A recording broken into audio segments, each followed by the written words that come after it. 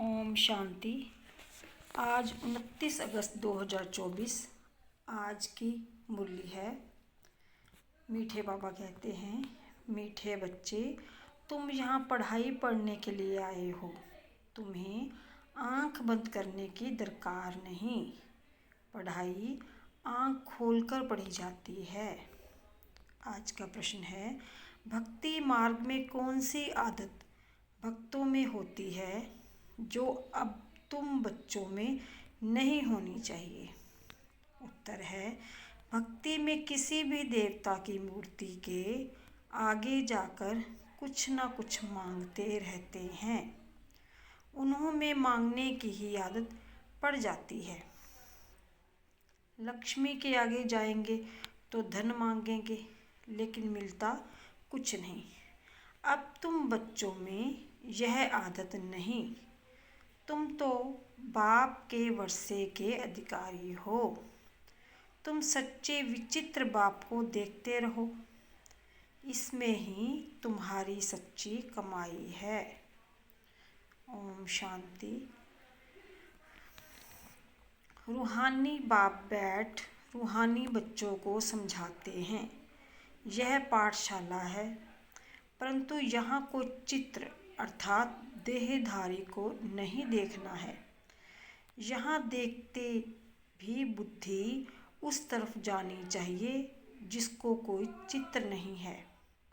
School में बच्चों का अटेंशन हमेशा टीचर में रहता है, क्योंकि वह पढ़ाते हैं तो ज़रूर उनका सुनना है, फिर रिस्पॉन्ड करना है। टीचर प्रश्न पूछेगा तो इशारा करेंगे ना। मैं बताता हूँ। यहाँ यह है विचित्र स्कूल, क्योंकि विचित्र पढ़ाई है जिसका कोई चित्र नहीं है। तो पढ़ाई में आंखें खोलकर बैठना चाहिए ना। स्कूल में टीचर के सामने कभी आंखें बंद करके बैठते हैं क्या? भक्ति मार्ग में हिरे हुए हैं आंखें बंद कर माला जपना आदि। साधु लोग भी आंखें बंद करके बैठते हैं। वह तो स्त्री को देखते भी नहीं है कि कहाँ मन चलायमान ना हो जाए। परंतु आजकल जमाना है तमो प्रधान। बाप तुम बच्चों को समझाते हैं। यहाँ तुम भल देखते हो शरीर को, परंतु बुद्धि उस विचित्र को याद करने में रहती है। ऐसा कोई साधु संत नहीं होगा जो शरीर को देखते याद उस विचित्र को करे। तुम जानते हो, इस रथ में वह बाबा हमको पढ़ाते हैं। वह बोलते हैं, करती तो सब कुछ आत्मा ही है। शरीर तो कुछ भी नहीं करता। आत्मा सुनती है। रूहानी ज्ञान व जिस्मानी ज्ञान सुनती सुनाती आत्मा ही है। आत्मा जिस्मानी टीचर बनती है। शरीर द्वारा जिस्मानी पढ़ाई पढ़ते हैं, वह भी आत्मा ही पढ़ती है। संस्कार अच्छे व बुरे आत्मा ही धारण करती है। शरीर तो राख हो जाता है। यह भी कोई मनुष्य नहीं जानते। उन्हों को देह अभिमान रहता है, मैं फलाना हूँ, मैं प्राइम मिनिस्टर हूँ। ऐसे नहीं कहेंगे कि हम आत्मा ने यह प्राइम मिनिस्टर का शरीर लिया है। यह भी तुम समझते हो। सब कुछ आत्मा ही करती है। आत्मा अविनाशी है। शरीर सिर्फ यहाँ पाठ बजाने के लिए मिला है। इसमें अगर आत्मा ना होती तो शरीर कुछ कर ना सके। आत्मा शरीर से निकल जाती तो जैसे एक लोथ पड़ा रहता है। आत्मा को इन आँखों से देख नहीं सकते, वह तो सूक्ष्म है ना। तो बाप कहते हैं, बुद्धि से बाप को याद करो। तुमको भी बुद्धि में है, हमको शिव बाबा पढ़ाते हैं इन द्वारा। यह भी सूक्ष्म समझने की बातें हैं। कई तो अच्छी रीति समझते हैं, कई तो ज़रा भी नहीं समझते। है भी सिर्फ यह बात। अल्फ माना भगवान बाबा। सिर्फ भगवान व ईश्वर कहने से वह बाप का संबंध नहीं रहता है। इस समय सब पत्थर बुद्धि है, क्योंकि रचयिता बाप और रचना के आदि मध्य अंत को नहीं जानते हैं। यह वर्ड की हिस्ट्री ज्योग्राफी रिपीट होती रहती है। अभी संगम युग है, यह किसको पता नहीं है। तुम समझते हो, आगे हम भी नहीं जानते थे। बाबा अभी तुम्हें यहाँ ज्ञान से श्रृंगारते हैं, फिर यहाँ से बाहर जाते हो तो माया धूल में लथेड़ ज्ञान श्रृंगार बिगाड़ देती है। बाप श्रृंगार तो करते हैं, परंतु अपना पुरुषार्थ भी करना चाहिए। कई बच्चे मुख से ऐसे बोलते हैं जैसे जंगली श्रृंगार जैसे कि हुआ ही नहीं है, सब भूल जाते हैं। लास्ट नंबर में जो स्टूडेंट बैठे रहते हैं, उनकी पढ़ाई में इतनी दिल नहीं लगती है। हाँ, फैक्ट्री आदि में सर्विस कर साहूकार बन जाते हैं, पढ़ा हुआ कुछ नहीं। यह तो बहुत उच्च पढ़ाई है। पढ़ाई बगैर तो भविष्य पद मिल नहीं सकता है। यहाँ तुमको फैक्ट्री आदि में बैठकर कोई काम नहीं करना है जिससे धनवान बनना है। यह तो सब कुछ खल्लास होना है। साथ में चलेगी सिर्फ अविनाशी कमाई। तुमको मालूम है, मनुष्य मरते हैं तो खाली हाथ जाते हैं, साथ में कुछ भी ले नहीं जाएंगे। तुम्हारे हाथ भरतू जाएंगे। इसको कहा जाता है सच्ची कमाई। यह सच्ची कमाई तुम्हारी होती है 21 जन्मों के लिए। बेहद का बाप ही सच्ची कमाई कराते हैं। तुम बच्चे देखते हो इस चित्र को, परंतु याद करते हो विचित्र बाप को, क्योंकि तुम भी आत्मा हो तो आत्मा अपने बाप को ही देखती है, उनसे पढ़ती है। आत्मा को और परमात्मा को तुम देखते नहीं हो, परंतु बुद्धि से जानते हो हम आत्मा अविनाशी हैं, यह श्री विनाशी है। यह बाप भी भल सामने तुम बच्चों को देखते हैं, परंतु बुद्धि में है कि आत्माओं को समझाते हैं। अभी बाप तुम बच्चों को जो सिखलाते हैं वह सच ही सच है, इसमें झूठ की रत्ती नहीं। तुम सचखंड के मालिक बनते हो, यह है झूठ खंड। झूठ खंड है कलयुग, सचखंड है सतयुग। रात दिन का फर्क है। सतयुग में दुख की बात होती नहीं, नाम ही है सुखधाम। उस सुखधाम का मालिक तो बेहद का बाप ही बनाएंगे। उनका कोई चित्र नहीं और सबके चित्र हैं। उनकी आत्मा का नाम फिरता है क्या? उनका नाम ही है शिव, और सबको आत्मा ही आत्मा कहते। बाकी शरीर का नाम पड़ता है। शिवलिंग है निराकार, ज्ञान का सागर, शांति का सागर। यह शिव की महिमा है। वह बाप भी है तो बाप से जरूर वर्षा मिलना है। रचना को रचना से वर्षा नहीं मिलता। वर्षा रचयिता देंगे अपने बच्चों को। अपने बच्चे होते भाई के बच्चों को वर्षा देंगे क्या? यह भी बेहद का बाप अपने बेहद के बच्चों को वर्षा देते हैं। यह पढ़ाई है ना। जैसे पढ़ाई से मनुष्य बैरिस्टर आदि बनते हैं, पढ़ाने वाले से और पढ़ाई से योग रहता है। यह तो पढ़ाने वाला है विचित्र। तुम भी आत्माएं विचित्र हो। बाप कहते हैं मैं आत्माओं को पढ़ाता हूँ। तुम भी समझो हमको बाप पढ़ाते हैं। एक ही बार बाप आकर पढ़ाते हैं। पढ़ती तो आत्मा है ना। दुख सुख आत्मा भोगती है, परंतु शरीर द्वारा। आत्मा निकल जाए तो फिर भर शरीर को कितना भी मारो, जैसे मिट्टी को मारते हो। तो बाप बार बार समझाते हैं अपने को आत्मा समझ बाप को याद करो। यह तो बाबा जानते हैं, नंबरवार धारणा करते हैं। कोई तो बिल्कुल जैसे बुद्धू हैं, कुछ नहीं समझते।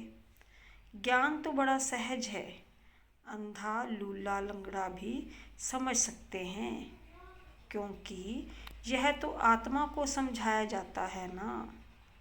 आत्मा लूली लंगड़ी नहीं होती, शरीर होता है। बाप कितना अच्छी रीति बैठ समझाते हैं, परंतु भक्ति मार्ग की आदत आंख बंद करके बैठने की पड़ी हुई है, तो यहाँ भी आंखें बंद कर बैठते हैं जैसे मतवाले। बाप कहते हैं आंखें बंद ना करो, सामने देखते हुए भी बुद्धि से बाप को याद करो, तभी विकर्म विनाश होंगे। कितना सहज है। फिर भी कहते बाबा हम याद नहीं कर सकते हैं। अरे लौकिक बाप जिससे हद का वर्षा मिलता है, उनको तो मरने तक भी याद करते। यह तो सब आत्माओं का बेहद का बाप है, उनको तुम याद नहीं कर सकते हो। जिस बाप को बुलाते भी हैं, ओ गॉड फादर गाइड मी। वास्तव में यह कहना भी रोंग है। बाप सिर्फ एक का तो गाइड नहीं है, वह तो बेहद का गाइड है। एक को थोड़े ही लिबरेट करेंगे। बाप कहते हैं मैं सबकी आकर सद्गति करता हूँ। मैं आया ही हूँ सबको शांति धाम भेज देने। यहाँ मांगने की दरकार नहीं। बेहद का बाप है ना, वह तो हद में आकर मी करते रहते हैं। हे परमात्मा मुझे सुख दो, दुख मिटाओ। हम पापी नीच हैं, आप रहम करो। बाप कहते हैं मैं बेहद की पुरानी सृष्टि को नया बनाने आया हूँ। नई सृष्टि में देवता रहते हैं। मैं हर 5000 वर्ष बाद आता हूँ, जबकि तुम पूरे पतित बन जाते हो। यह है ही असुरी संप्रदाय। सतगुरु तो एक ही है सच बोलने वाला। वही बाप भी है, टीचर भी है, सतगुरु भी है। बाप कहते हैं यह माताएं ही स्वर्ग का द्वार खोलने वाली हैं। लिखा हुआ भी है, परंतु यह भी मनुष्य समझ थोड़े ही सकते हैं। नरक में पड़े हैं ना, तब तो बुलाते हैं। अब बाबा तुमको स्वर्ग में जाने का रास्ता बताते हैं। बाप कहते हैं मैं आता ही हूँ पतितों को पावन बनाने और वापस ले जाने। अब अपने को आत्मा समझ बाप को याद करो तो तुम्हारे पाप कट जाएंगे। सबको एक ही बात सुनाओ कि बाप कहते हैं माया जीत जगत जीत बनो। मैं तुम सबको जगत का मालिक बनाने का रास्ता बताता हूँ। फिर लक्ष्मी की दीपमाला पर पूजा करते हैं, उनसे धन मांगते हैं। ऐसे नहीं कहते हेल्थ अच्छी करो, आयु बड़ी करो। तुम तो बाप से वर्षा लेते हो, आयु कितनी बड़ी हो जाती है। अभी हेल्थ, वेल्थ, हैप्पीनेस सब दे देते हैं। वह तो लक्ष्मी से सिर्फ ठिकरियाँ मांगते हैं, वह भी मिलती थोड़े ही है। यह एक आदत पड़ गई है, देवताओं के आगे जाएंगे भीख मांगने। यहाँ तो तुमको बाप से कुछ भी मांगना नहीं है। तुमको तो बाप कहते हैं मामे कम याद करने से मालिक बन जाएंगे, और सृष्टि चक्कर में जानने से चक्रवर्ती राजा बन जाएंगे। दैवी गुण भी धारण करने हैं, इसमें कुछ बोलने की दरकार नहीं होती। जबकि बाप से स्वर्ग का वर्षा मिलता है। अभी तुम इनकी पूजा करेंगे क्या? तुम जानते हो हम खुद ही यह बनते हैं, फिर इन 5 तत्वों की क्या पूजा करेंगे? हमको विश्व की बादशाही मिलती है तो यह क्या करेंगे? अभी तुम मंदिर आदि में नहीं जाएंगे। बाप कहते हैं यह सब भक्ति मार्ग की सामग्री है। ज्ञान में तो है एक अक्षर, मामे कम याद करो। बस याद से तुम्हारे पाप कट जाएंगे, सतो प्रधान बन जाएंगे। तुम ही सर्वगुण संपन्न थे, फिर बनना पड़े, यह भी समझते नहीं। पत्थर बुद्धियों से बाप को कितना माथा मारना पड़ता है, यह निश्चय होना चाहिए। यह बातें कोई भी साधु संत आदि बता ना सके सिवाय एक बाप के। यह कोई ईश्वर थोड़े ही है, यह तो बहुत जन्मों के अंत में है। मैं प्रवेश ही उनमें करता हूँ जिसने पूरे 84 जन्म लिए हैं। गावड़े का छोरा था, फिर श्याम सुंदर बनते हैं। यह तो पूरा गावड़े का छोरा था, फिर जब कुछ साधारण बना तो बाबा ने प्रवेश किया, क्योंकि इतनी भट्ठी बननी थी। इन्हों को खिलाएंगे कौन? तो ज़रूर साधारण भी चाहिए ना। यह सब समझने की बातें हैं। बाप खुद कहते हैं मैं इनके बहुत जन्मों के अंत में प्रवेश करता हूँ। जो सबसे पतित बना है, फिर पावन भी वही बनेंगे। 84 जन्म इसने लिए हैं, तत्वम एक तो नहीं बहुत है ना। सूर्यवंशी चंद्रवंशी बनने वाले ही यहाँ आते हैं नंबरवार पुरुषार्थ अनुसार, बाकी ठहर नहीं सकेंगे। देरी से आने वाले ज्ञान भी थोड़ा सुनेंगे, फिर देरी से ही आएंगे। अच्छा, मीठे मीठे सगलीदे बच्चों प्रति माता पिता बाप दादा का याद प्यार और गुड मॉर्निंग। रूहानी बाप की रूहानी बच्चों को नमस्ते। हम रूहानी बच्चों की रूहानी बाप दादा को याद प्यार गुड मॉर्निंग नमस्ते शुक्रिया बाबा शुक्रिया। आज की मुरली से धारणा के लिए मुख्य सार।